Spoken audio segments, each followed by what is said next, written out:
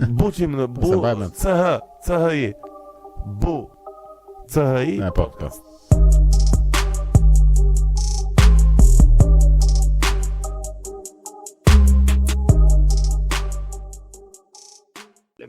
Çfarë bëhet ditë gjatë? Ditë shumë e lodhshme, ka qenë periudhë e lodhshme dhe nga që kam një cikël ginekologjie tani edhe jemi atje gjithë kohën, ças shohim, është goxha. Ça nuk shohim, vërtet ça nuk sheh. Është sa është cikël i bukur sepse është dhe obstetrika dhe ginekologjia, pra ti shef edhe lindjet e fëmijëve, shef edhe pjesën më të bukur të gjithë eksperiencës tënde si mjek. Por po ashtu është edhe pjesa tjetër e vështirë që aty nuk vinë vetëm për të lindur, por vinë dhe me probleme nga më të ndryshmet dhe ndoshta janë dhe fatale në shumicën e rasteve, normalisht që do lidhesh me pacientin, me situatën, me të gjitha këto.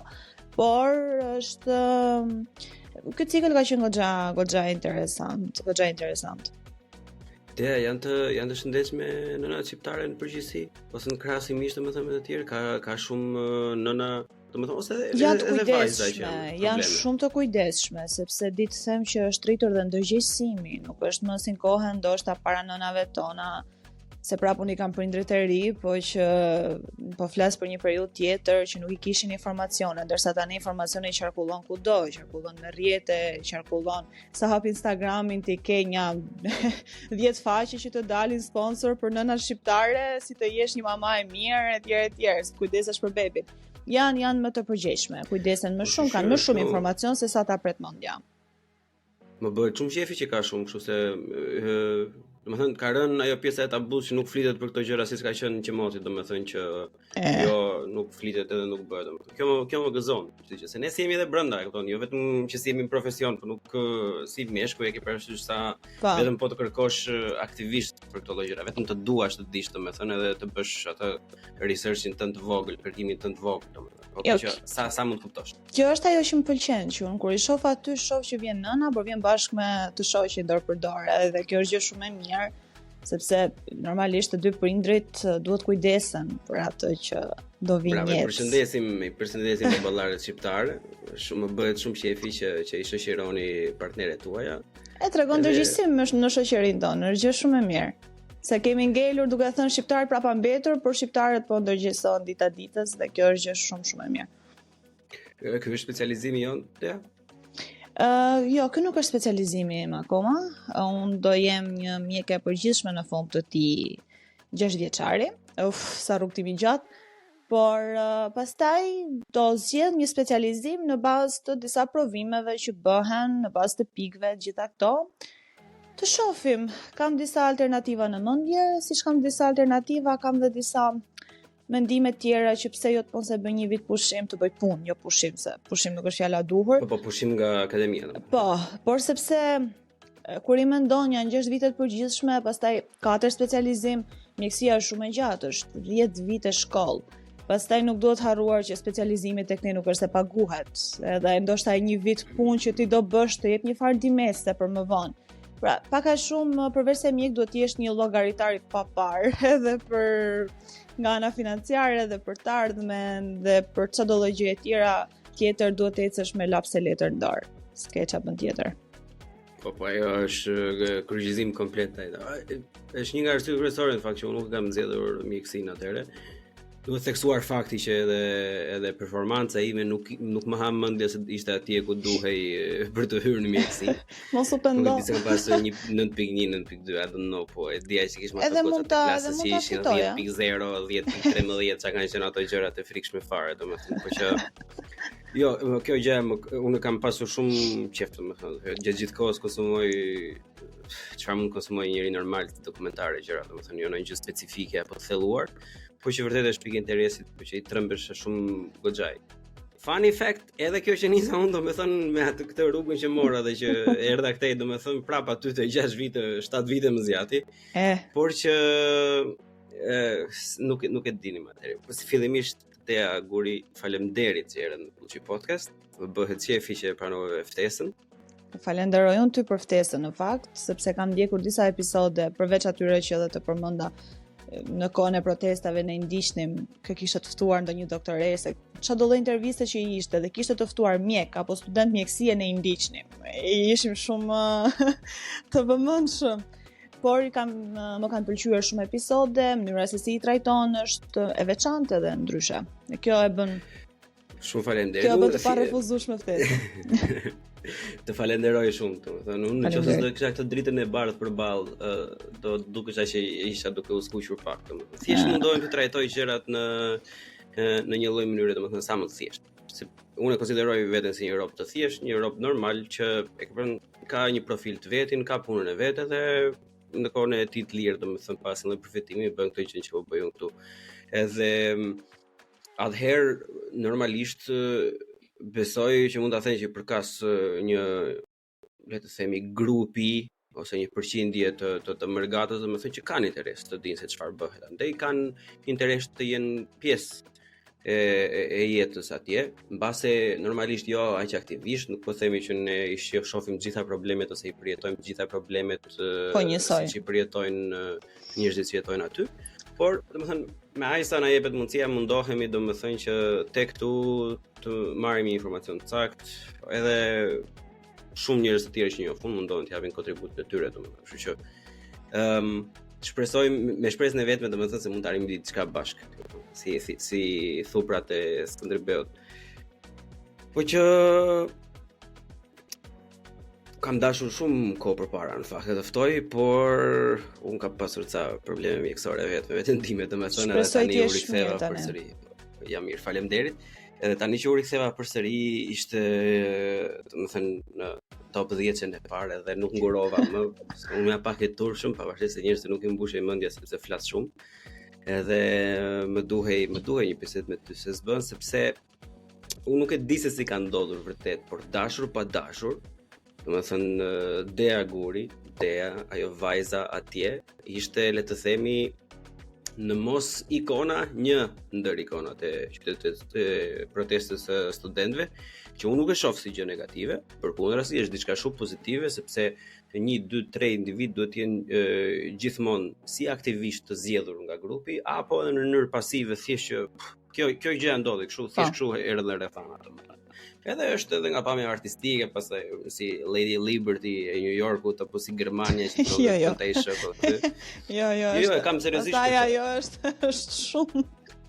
Po është ajo, prandaj po them, unë të komplimentoj që je shumë modeste domethënë, po kjo është pjesa e realitetit. Unë jam i bindur, jam më se i bindur që shumë vajza gjimnaziste apo 9-vjeçare shqiptare, domethënë kur kam parë ty bashkë me shoqërinë tua normalisht, me të njëjtin vlerë, duke ngritur zërin, duke bërtitur, duke folur përpara një megafoni, duke mbajtur një parull, një pankartë, normalisht janë ndërgjegjësuar pak me veten e tyre. Kanë filluar të mendojnë minimumi që jo të gjitha çfarë jep media janë të sakta, jo të gjitha çfarë në rastin më ndryshe pastaj jo të gjitha çfarë thot mamaja apo babai domethënë janë të sakta. Dhe mbase ta studentët që janë të rinj, që nuk janë shumë larg nesh, kot nuk dalin atje. Diçka po ndodh. Kështu që ka Blona Thani dhe Buçi Podcast edhe të gjithë patreonët e Buçi Podcast që i falenderoj që janë pjesë, por edhe dëgjuesit e mi i falenderoj që e keni bërë atë mbështetje për faktin e parë se ne kemi edhe një farë lloj xhelozie që nuk merrim dot pjesë aktivisht, se ishim secili në punët tona, domethënë duhet të bëjmë diçka. Ku ta marrësh ju kishim pranesh aty, po.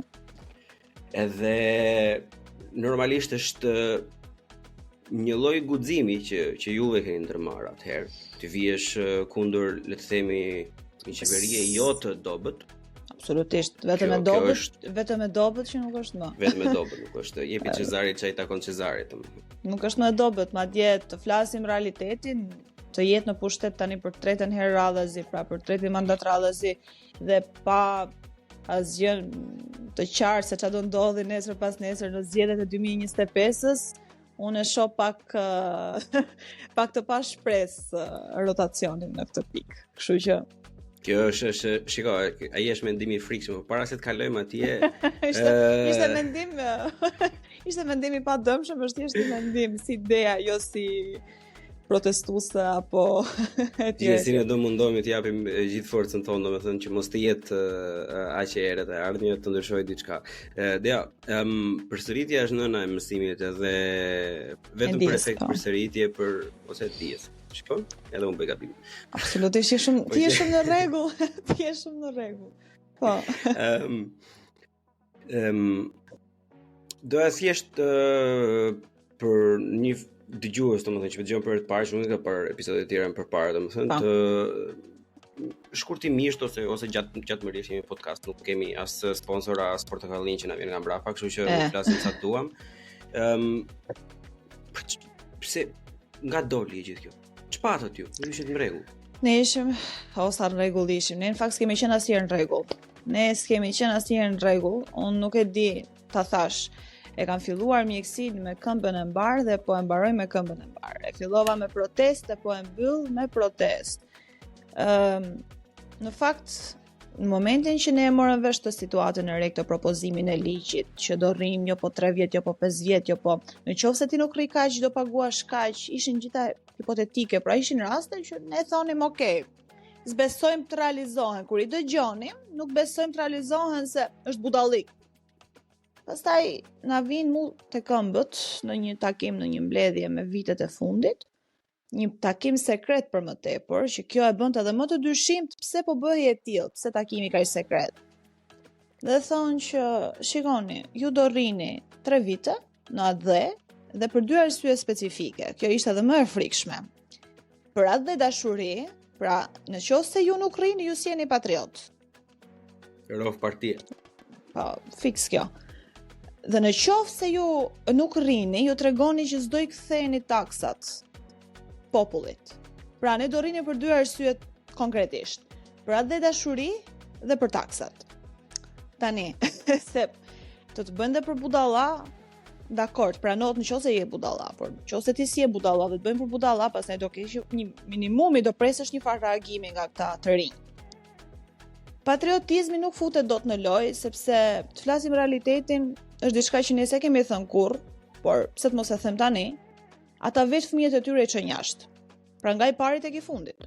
There you go. Kështu që ti nuk mund të më thuash mua nuk e do atë dhe unë kur zgjedhja jote e parë është të shkosh jashtë apo të çosh fëmijën tënd jashtë. E para kjo. Dhe nuk mund të më thuash mua nuk e do atë dhe unë kur ti deri në këto momente nuk e investuar gjën më të vogël për atë dheun. Për atë dheun që ti thua e dua.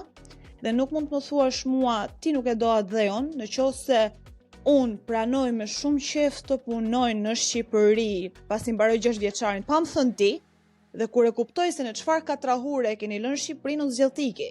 Pra s'po flas idea, po flas si një mjek I përgjithshëm që ikën apo jo. Pra për këtë arsye ti s'mund të më thuash mua je tradhtare. Pse ike? Dhe e dyta, për taksat. Ne jemi taksa pagues që gjithë, në mënyrë direkte apo indirekte. S'mund të më thuash ti mua që ti do I kthesh taksat popullit, sepse unë nuk kam çe kthej popullit. Unë kam çe kthej familjes time, që po ti llogaris, shkojnë më shumë se 20 milion, 30 milion lek, t'ja kthej ti meti dhe ti them, babi, merri sepse më mbaj tek 6 vite shkollë. Pra kështu I bie, logjikisht dhe me shtetin, unë do I kthej popullit diçka që s'ma ka dhënë, por prindit tim unë ja kam detyrë t'ja jap, se prindi im më ka mbajt. Shteti në asnjë moment as nuk ka investuar te unë, as nuk ka pagu gjën më të vogël, shtëpisë ma ka pagu shteti, dritat dhe qeras ma ka pagu shteti, libras mi ka pagu shteti. Tani ç'a supozohet unë më thuaj ti kthej shtetit dhe popullit. Në këtë shpirtin. Duhet të vdesësh domethënë pra. Vetëm gjë që na ngelte ishte shpirti dhe aty duhet t'ja kthenim. Dhe ç'a ndodh? Ne normalisht revoltohemi me njëri tjetrin, ca mesazhe, hapet një grup WhatsApp-i direkt, dhe aty hyn rreth 1025 vetar sa pranon një grup WhatsApp-i. Nga të gjitha vitet e studentëve të mjekësisë dhe fillon diskutimi. Ç'a po ndodh? Pse u hap ky grup? Ç'a qarkullon? Ç'a fjalësh? Sepse takimi ishte shumë sekret.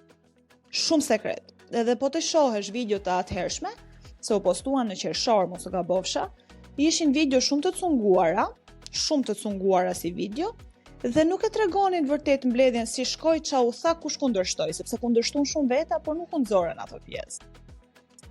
Nga kjo pastaj ne diskutuam me njëri tjetrin, bëm 3 mbledhje brenda pak ditëve, dhe pritëm një mbledhje tjetër sekrete. Prap sekrete, sepse vjen një mesazh dhe thot, ju thot do takoni me rektorin e universitetit, jo me ministrat. Pra, asnjëherë arsyeja e takimit nuk ishte e qartë. Pra, e kupton sa fshet po mundoheshin ta mbanin, sa të sunguar, sa nuk e di, sikur urtë but. Po sikur të ishte ndonjë sekret i Vatikanit, domethënë.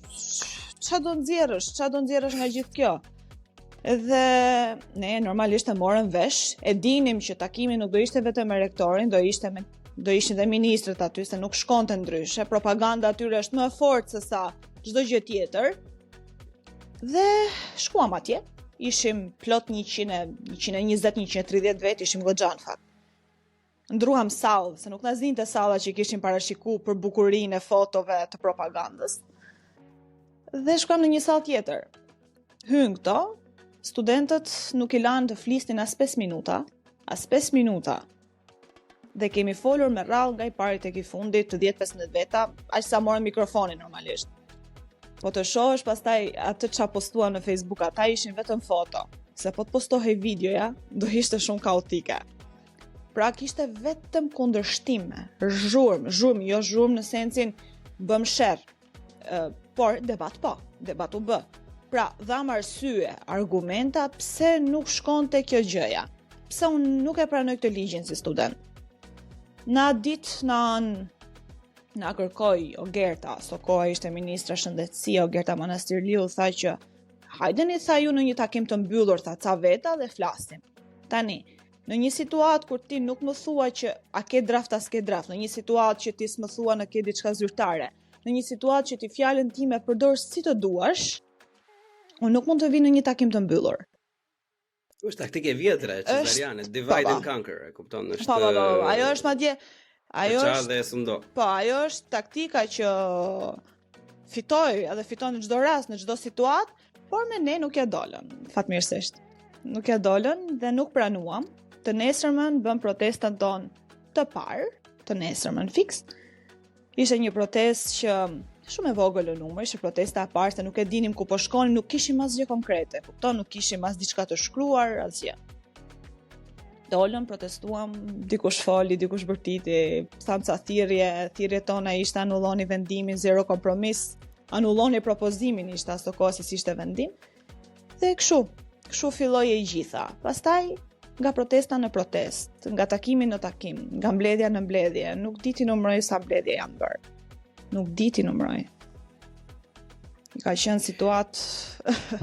Bravo ju qoftë për mundin, po përpara se të bëhet të pyetjen që ku jemi dhe ç'po bëhet, duhet të le ta argëtojmë një çik mendimet edhe të qeverisë, por fatkeqësisht duhet të thonë që janë mendimet edhe një pjesë të qytetarëve shqiptar, domethënë siç unë kam vërtetuar edhe me komentet e feedbacket apo mesazhet apo fyerjet edhe sharjet, domethënë në Puçi Podcast edhe në për videot e shkurtra. Ekziston, është fakt. Ne jemi të dy në një profil shkencor, le të themi, dhe faktet janë ato që janë. Ekziston një pjesë që normalisht nuk është e madhe, është e vogël, por është shumë e investuar dhe me shumë zë të lartë që thonë që po shumë mira kanë. Pse do ikin ta? Ku do ikin ta? Ka paguar këtë, nga bërë atë. Ne pa mjek do ngelemi ne kush do na shëroj, ne kush do na mjekoj. Si përafrohet njeriu një njeriu normal, domethënë një qytetar normal, jo një rektori apo ministri apo kokoshit dora vetë etj, domethënë. Këtyre njerëzve që thonë që shumë mirë e kanë bërë ashtu siç e kanë bërë, se duhet të rinë aty se u zbrazën, se kjo është argumenti më idiot për mendimin tim, domethënë, pa dashur të ofendoj njëri, por mendoj vërtet që është idiot, është që mirë ti bëjnë, ti mbajnë aty se po ikin të gjithë. Unë ta thash, ata çojnë vetë, jo vetëm ato që janë në krye, po ti pyet këtë duash, miq besoj ke në Shqipëri njerëz, ke në Shqipëri. Pyet këtë duash, ku do e doje të ardhmën e fëmijës tënd, më thuaj ku të thot. Në të thot në Shqipëri, unë jap qafën. Nuk ka njeri që të thot, unë dua që fëmija im të ndërtoj të ardhmën në Shqipëri. Por, pastaj, ka prej atyre që kur dëgjojnë të tilla situata, kaq alarmante sa I bënte qeveria në atë moment, tradhtarët e kombit, këta largohen, këta ikin, për të mos harruar për më tepër që ndër breza është krijuar një lloj jo urrëtie, po një lloj qëndrimi tjetër ndaj mjekëve, ndaj bluzave të bardha. Dhe ne e vum re këtë gjë në periudhën e protestave. E vum re se si në të vërtetë ose çfarë figure ka mjeku në të vërtetë në popull.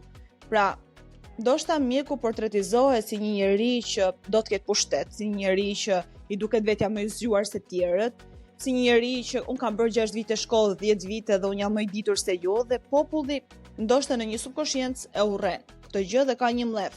Nga krahu tjetër thonë që janë më të korruptuar mjekët. Pra, shtrojnë disa arsye të çuditshme, pra nga çka kemi dëgjuar ndër njerëz, sepse urrehet figura e mjekut dhe në këtë rast urrehej dhe studenti I mjekësisë. Pra urreheshim dhe ne. Si thot ajo, e haj njomi për that, ashtu ishim dhe ne në situatë. Me të thatin digjet e njomi është në qëfëse, po. E në Shkodër e kthejmë ndryshe.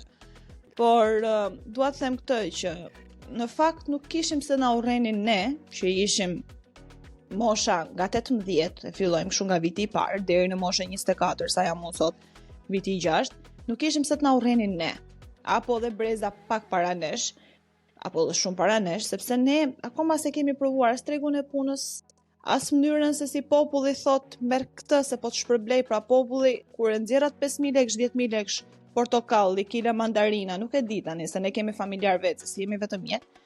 E quajnë si mënyrë shpërblimi, e quajnë si mënyrë dhurate. Dhe nga krahu tjetër, ta zënë në fyt duke thënë ti je I korruptuar. Tani, hajde gjejmë fajtorin. Hajde gjejmë fajtorin. Ta argëtojmë pak të pjesën se kjo ka disa gjëra për të thënë. Për në lidhje me protestën e studentëve dhe unë jam 100% me ty, domethënë dhe me studentët që ky argument nuk vlen. E zerojmë komplet. Nuk ka lidhje fare. Pikërisht. Por hajde të flasim shkurtimisht, domethënë pa zgjatur fare për situatën e mjekësisë në Shqipëri. Unë mendoj që mënyra më e mirë është do bëjmë për analizë mjekësore tash, domethënë, që në qoftë se do ta shërosh individin, do të bësh diagnozën, fillim ku qëndron problemi. Edhe nuk po flasim fare për studentët, por flasim për mjekët që janë tashmë në tregë etj. Po. Tani diagnoza e sistemit e para fare është sistemi I keq. Që e ka implementuar shteti, që shteti e ka lënë të lulëzoj, edhe që shteti përfiton nga ai lloj sistemi, sepse në mënyrë të tillë kur ti e ke krijuar një lloj sistemi ku personat mund të jenë të korruptueshëm, e theksoj, mund. Po.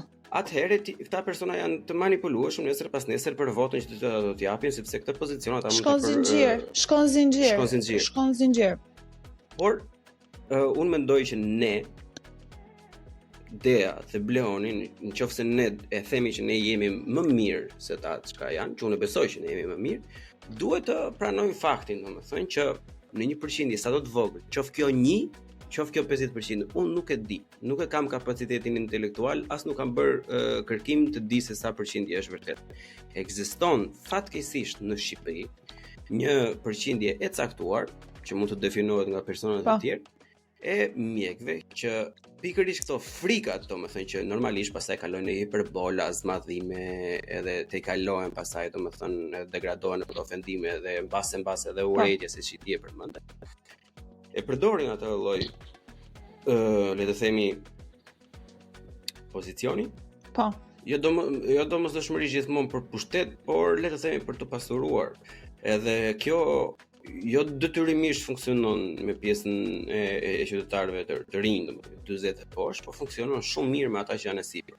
Po, e vërtetë. Vlen në të njëjtën kohë për të theksuar edhe diçka që si në gjithë moshën e prindit të mi, mbas edhe prindit e mi bashkë me ata, kanë një farë lloje rezistence ndaj të rezistuarit vetë si individ, domethënë. Është e institucionalizuar po edhe personalizuar fakti në Shqipëri që njerëzit nuk e kanë durim të presin radhën, njerëzit nuk e kanë durim të presin të mbarojë punën shpejt, njerëzit do dërgojnë telefonon një mik, zgjidhen në mënyrën tënde. Filani. Jo vetëm në mjekësi, ekziston kudo, është tani është mënyrë jetese. Është kudo. Është kudo. Domethënë, edhe lidhje me mjekësinë, domethënë unë kam vënë re që pavarësisht gjithë aferave korruptive që mund të ndodhin, një pjesë e madhe, domethënë është se nuk e presin dot radhën. Nuk arrin të kuptoj faktin që dikush tjetër mund të jetë duke vdekur atje, domethënë, dhe prandaj ti që je ku dëgjon me apandesi do presesh edhe pak se nuk je akoma atje apo diçka tjetër, se nuk mund të ajo vlerësohet pastaj po ti hyn pa, ty hyn sipas edhe kodeve të urgjencës, është tjetër muhabet, por që as unë nuk e di dhe jam i bindur që 99% e shqiptarëve nuk e din. Domethënë, nga që nuk i din, të vjen me një dhimbje koke Bleone dhe të thotë unë po vdes.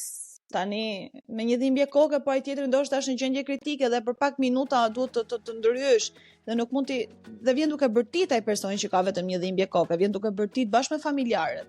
Unë kam parë raste potere në urgjencë, prandaj them jo nganjëherë, por në shumicën e rasteve i bëjnë më alarmante se që janë gjërat dhe urrejnë mjekun më shumë se sa duhet ose urrejnë për arsye të kota.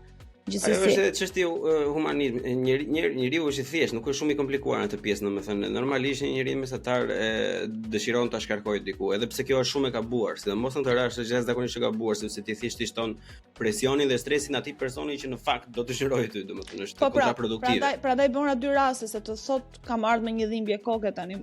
Neve na dhëm koka ditë për ditë, nuk e di për ty, por unë sapo vij në shtëpi ka raste që edhe unë them do ikin në urgjencë të shoh se çka kam, se më dhëm koka apo kam një lodhje trupore, se normalisht lodhesh ditën. Dhe tani ti të krahasosh me një rast që mund të jetë shumë urgjent, por aq është hapësira në spital dhe në urgjencë. Tani këdo marrun parasysh, atë që e kam në momentet më kritike të mundshme, se s'po flas në terma mjekësor, apo dikë tjetër që ndoshta e di shumë mirë që mund të presi edhe pak. Unë s'po them do presi një ditë, po do presi dhe pak. Tani ato janë mundësit, aty aq mundësi dhe hapësirë ke. Ato nuk e ka në dorë mjeku sa hapësirë ke në spital apo jo. E the shumë bukur të. Aq janë mundësit, domethënë. Po. Sepse kur bëhet fjala për pagat e mjekëve, domethënë, to që është shumë mirë të punojnë shumë lek marrin shumë lek nga të gjitha. Kaq i ka mundësit, ky shtet jemi ne, kaq mundësi ka. Domethënë, kurse kur vjen puna te mundësit e shërbimi janë gjithmonë që po pse tu dorion, pra kam një orë. Edhe në urgjencë gjermane është koha e pritjes për një problem normal, le të themi është diku te 3-4 orë. Po. Rëndomt. Nuk ka shanse të presi shqiptari 3-4 orë. Të lutem shumë tani, mos na krahaso me gjermanët në shqiptar. Të lutem shumë, sepse këtu ofendohem. Jemi përpara këtyre. Këtu ofendohem tani të presi shqiptari 3-4 orë është e tepërt. Ai të thotë shumëzon 3-4 për 12 orë edhe të thotë kam këtu kaq orë sa pres. Edhe ti thotë somore me mua. Unë e shkreta ndoshta. Kam që kam ardhur. Po, unë shkreta unë s'po them unë për veten, as një moment nuk i referon vetes, i referon atyre mjekëve që punojnë pa lodhur, dhe unë e di shumë mirë sa punojnë dhe realisht u them një bravo të madhe, nuk e them dot për veten akoma, jam studente, por sa lodhen dhe sa presion psikologjik ka nuk e ke iden. Kam qenë aty, e kam dëshmuar me sytë e mi, kam dëshmuar dhe sherrë që krijohen dhe kam thënë bravo u qoftë.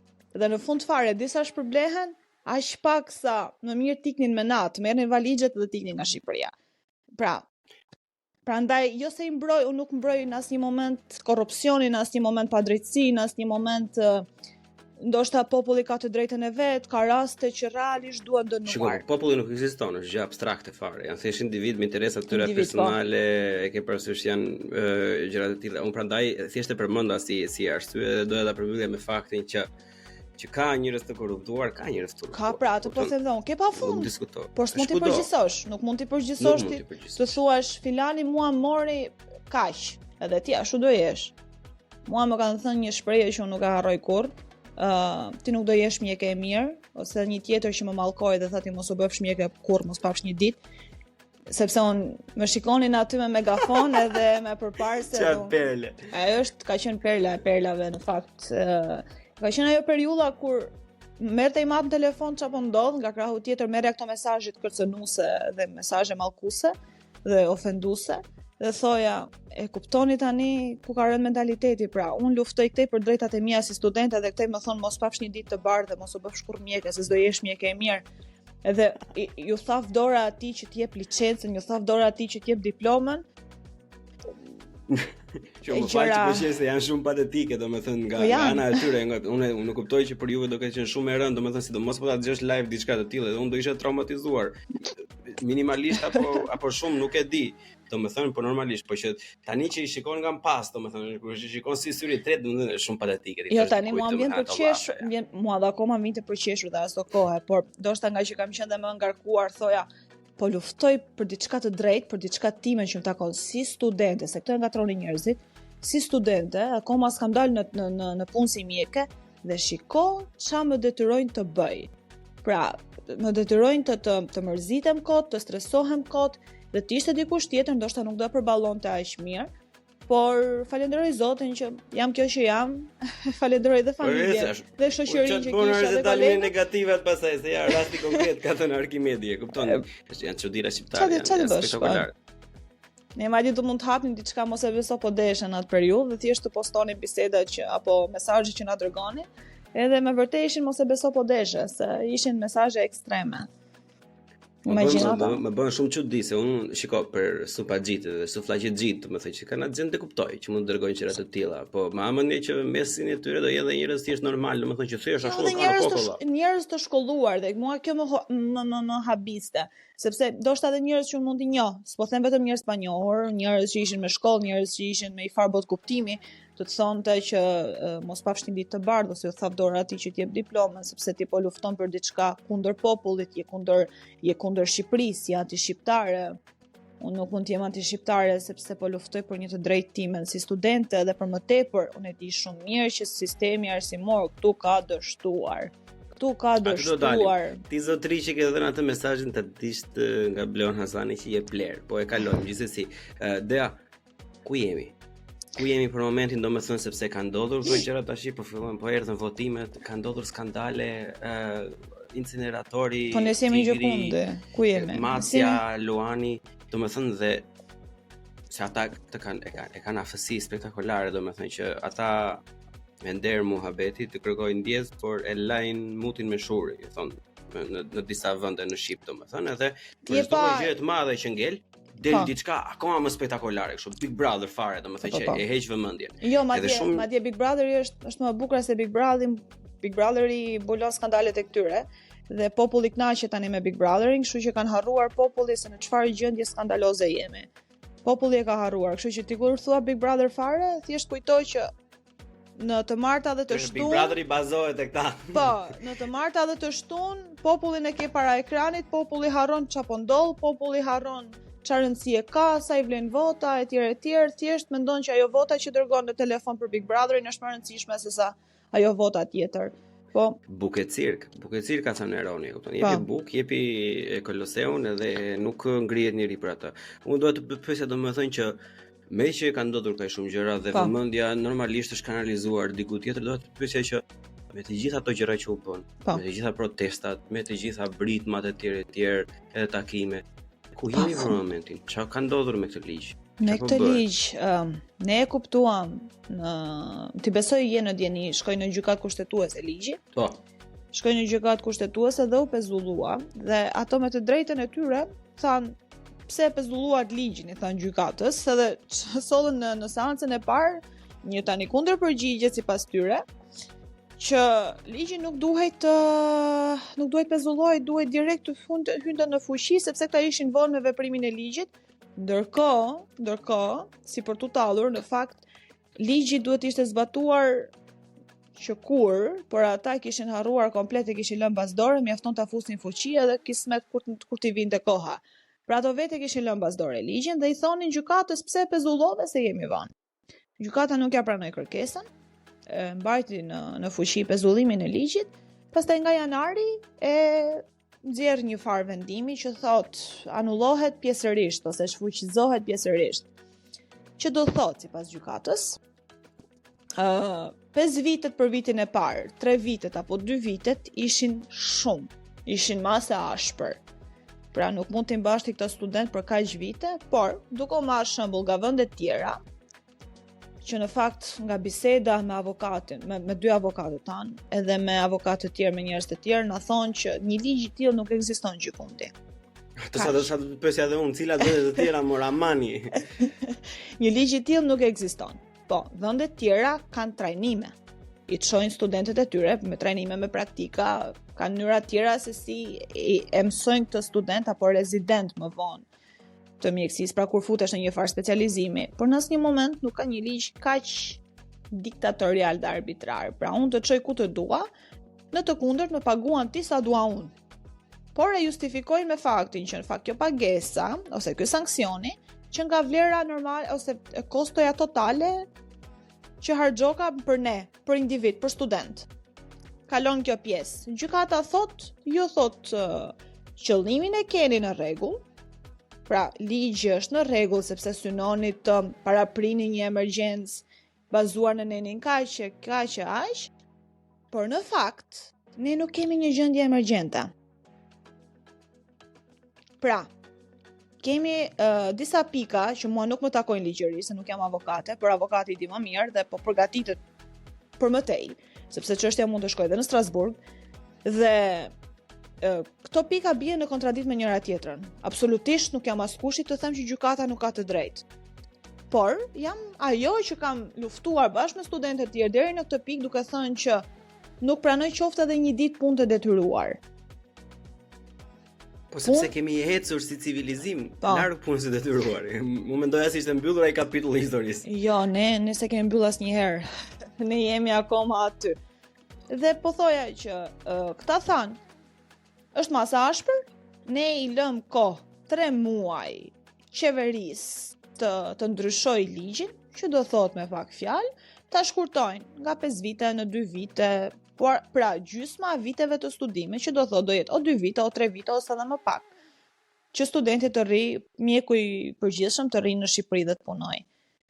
Tani, pyetja qëndron, sepse ky ishte vendimi i gjykatës kushtetuese dhe nuk ke pse merresh më me këtë pjesë. Tani pyetja qëndron, çfarë po bën qeveria këto ditë? A do pyesin në një moment studentët çfarë do bëjnë?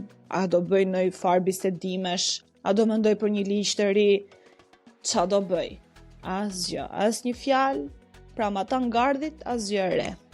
Zero. Asnjë lloj informacioni. Çfarë na ndodh ne? Momentin që del vendimi, na vjen një shkresë dhe një informacion që ju do paguani pra pagat vjetore, do ishte, për këtë vit do ishte o 2.5 milion lek, ose do ishte tarifa vjetër. Ne jemi rikthyer tarifës vjetër. Pra, me të dhënat... Sa është tarifa vjetër që ose mund të pyes? 400.000 lek, 450.000 lek, 45.000 lek të reja, ose në qoftë se ke mesataren e mirë, paguan gjysmën. Pastaj në qoftë se je me ndihmë ekonomike apo me bursë, do marrësh nuk paguan gjë dhe merr bursën. Pra janë 3 opsione. Tani ideja është, në qoftë se ne u rikthyem skemës së vjetër, çfarë do ndodhi me skemën e re? Kur do futet ky ligj dhe çfarë do bëhet me këtë ligj? A do bëhen bisedim apo do kalojë edhe një herë fshehur azi? Janë gjëra që në fakt na ngrenë shumë pikë pyetje, por nuk ka asnjë lloj lajmi. Ne i kemi kërkuar dhe në deklarata që kemi dhënë para disa kohësh kemi kërkuar që të paktën të ketë bisedime. Tani të shohim. Asgjë të re nuk ka. Të shtoj diçka për dëgjuesit, se jo më kohë të pyeta se sa është tarifa vjetore. Rroga mesatare në Shqipëri sa e kanë deklaruar ata? Marrim shifrat e atyre, edhe pse s'janë vërteta. Ato deklarojnë që të paktën rroga mesatare kap 400 euro, kështu që Okej, 400 euro. Por pritet të lutem për dëgjuesin, po ashtu pritet që rroga mesatare brenda këtij viti të kapi 900 euro, kështu që Pikërisht. Edhe unë po bëj Google 2 gjëra të vogla. Domethënë, për të krahasuar me shtetet tjera në Europë, se sa paguajnë shqiptarët, domethënë sa paguajnë studentët. Ka vende që rroga mesatare bruto përpara taksës në Gjermani është 4100 euro. 4100 euro nëse ti ke një sigurim shëndetësor, le të themi shtetëror. Është fjala vetë diku tek neto nga 4100 euro, le të themi plus minus 2600 euro. Është rroga mesatare neto pas taksave, pas të gjitha gjërave që paguan individi me sigurime, me pensione etj. Po ka shumë si në Shqipëri. 2600 euro, domethënë në merr një gjerman mesatar në muaj neto në xhepin e tij dhe pastaj fillon edhe jeton jetën. Po sa ngjashmëri pas kemi? Unë se di, se ngjanim nga shumë me gjerman. Një student gjerman, student mjekësie gjerman, po marr rastin që bëra Google tash gjatë kohës ku ishte duke folur në Universitetin e Charités, që është spitali universitar, domethënë në Berlin, një nga më të njohurit në gjithë Gjermaninë, por edhe më tej. Paguan në semestër në semestër 315 euro. Pra, 315 euro që I bie 630 euro në vit. E kisha këtë informacion. Po. Në këtë përfshihet diku te 185 euro është thjesht karta e studentit për transportin publik që I paguhet BVG-s, që është institucioni për ato ose dhe Deutsche Bahn, domethënë që merren me ato gjëra, kështu që ku është standard? Shkon, e shikon ku është standardi? do ta shpjegoj me moll fare, domethënë që mos ketë më diskutim fare pas këtij episodi. Nëse ti e aplikon heqjen e kësaj, domethënë sepse vetëm me bicikletë në shkollë valla, ku dëgjoj, vetëm me taksi apo vetëm me makinë, domethënë është hiqet ajo, zbritet edhe paguan më pak se sa 200 euro, që bie më pak se sa 400 euro në të gjithë vitin. Tani, këta që janë kaq përpara, që po na marrin edhe po na vjedhin të gjithë mjekët, domethënë, edhe pse këtu është pothuajse falas I gjithë studentë. Budallënj janë këta. Ata janë budallënj.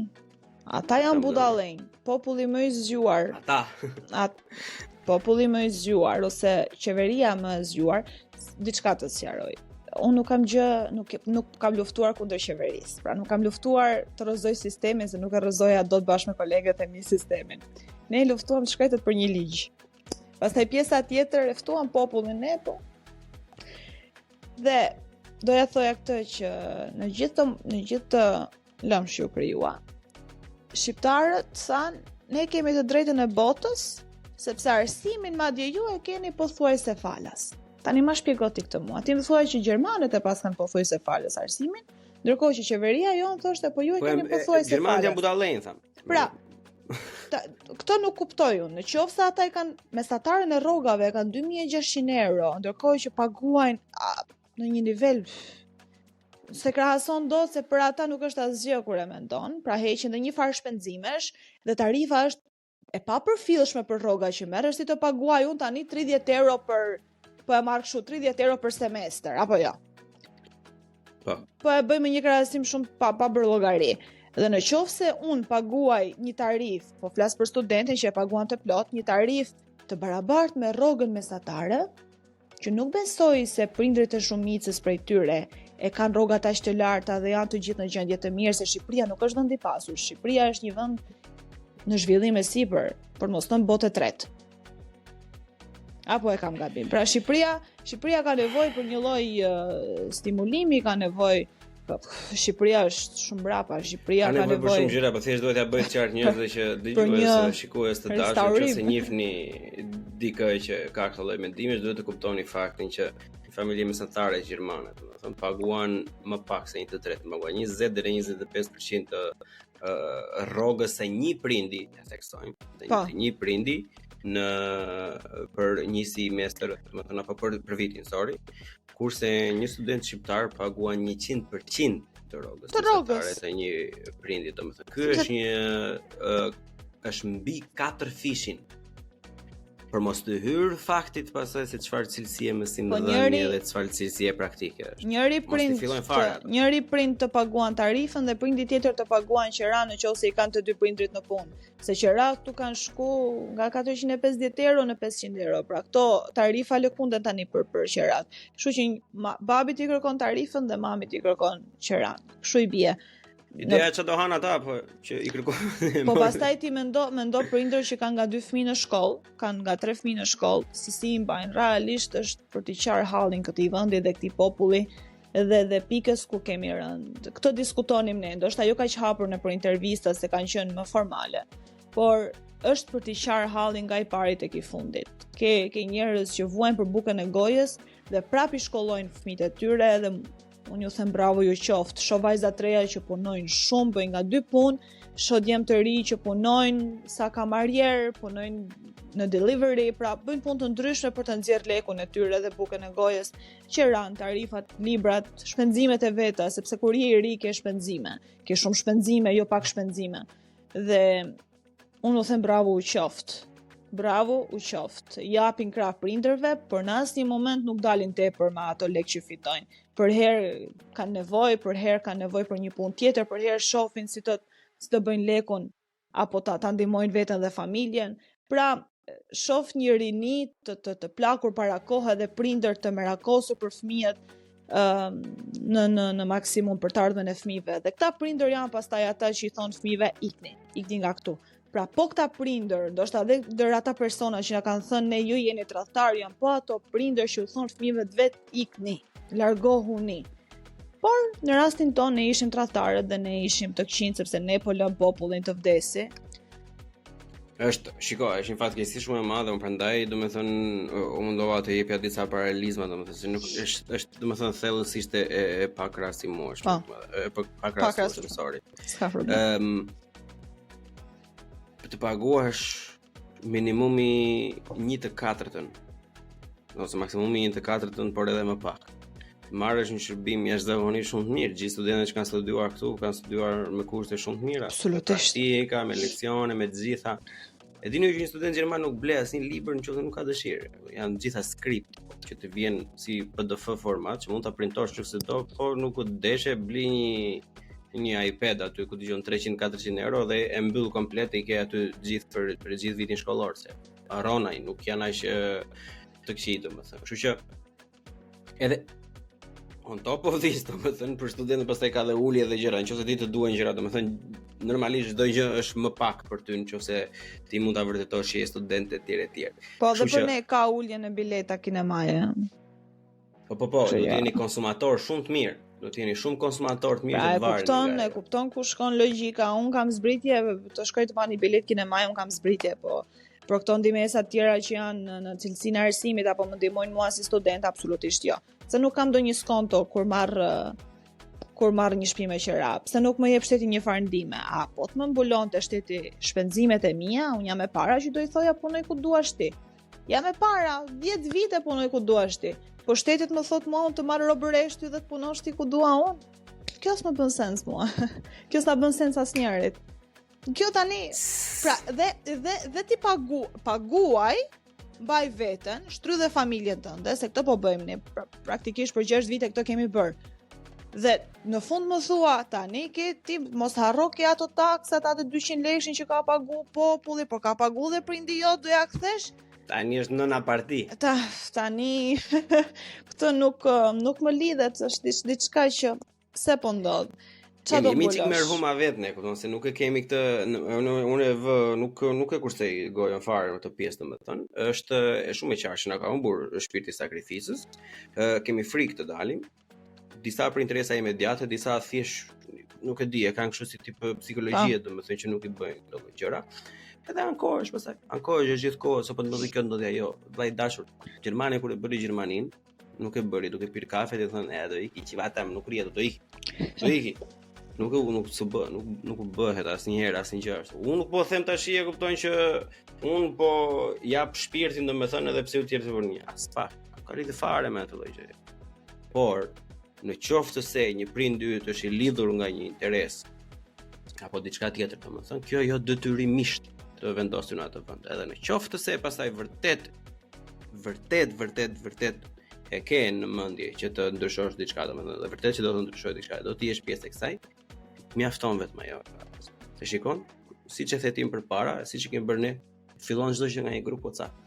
Hape, fol me njërin. Një grup, do fliste për Luizin apo çfarë janë ata Luizrat e tjerë që kanë dalë tash. Po. Po ata bën protestën për Luizin tani.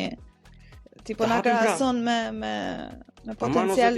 Mbajeni Luizin. Si është e kupton, nëse do të diskutoni një orë për Luizin, domethënë, hapni 10 minuta. Herën e parë, herën e dytë 15, herën e dytë 20, edhe kur hyn krimbi pastaj fillon të ndizen vetë gjërat. Po dikur duhet filloj. Dikush duhet ta filloj. Jeni të agravuar më vëllai. Unë po them që s'ka asnjëri as probleme. Të gjithë keni probleme, po si kuptoj si mund ta lejoj njeriu veten domethënë që aktivisht ta shtrydhi veten atje. Të dashur miq, fatkeqësisht këto vështirësitë e jetës studentore mjekësore në Shqipëri e prekën edhe këtë podcast. Fatkeqësisht regjistrimi nga ana e Deas mbaroi për shkak se telefoni ishte i mbi ngarkuar me skripte dhe materiale universitare dhe shumë gjëra të bukura që u than u humbën. Kështu që shpresojnë të jeni kënaqur deri këtu dhe do ta kemi ideja në të ardhmen me patjetër dhe do të diskutojmë përsëri ato gjërat e bukura që diskutuam gjatë kohës kur regjistrimi ishte ndërprer. Deri herën tjetër, ju ftoj të bëni pjesë e Patreon Bucci Podcast, mund të na bëni donacione në PayPal, Buy Me a Coffee, mund të bëni pjesë e YouTube Membership, Spotify for Podcaster Subscription. Por më kryesore gjithmonë mbetet like, comment, share, subscribe, share.